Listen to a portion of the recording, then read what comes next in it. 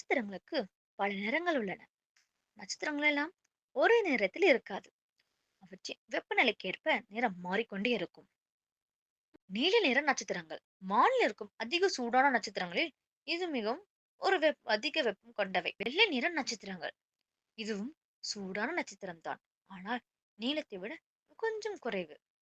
மஞ்சள் நிற நட்சத்திரம் இது நடுத்தர வெப்பநிலை உடையவை.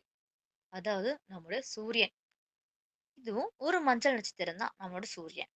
ஆரஞ்சு நிற நட்சத்திரங்கள் இது மஞ்சளை காட்டிலும் குளிர்ந்தவை. சிவப்பு நிற நட்சத்திரங்கள் இது அதிகமாக குளிர்ந்த நட்சத்திரங்களில் எரிபொருள். மெதுவாக எரிவதால் இது நீண்ட நாட்களுக்கு வாழும்.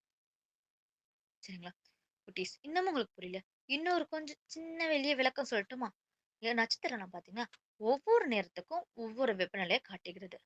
நீலம் மிக அதிக சூடு, வெள்ளை சூடுதான், மஞ்சள் நடுத்தர சூடு, ஆரஞ்சு பாத்தீங்கன்னா குளிர்ந்தவை, சிவப்பு மிகவும் குளிர்ந்தவை.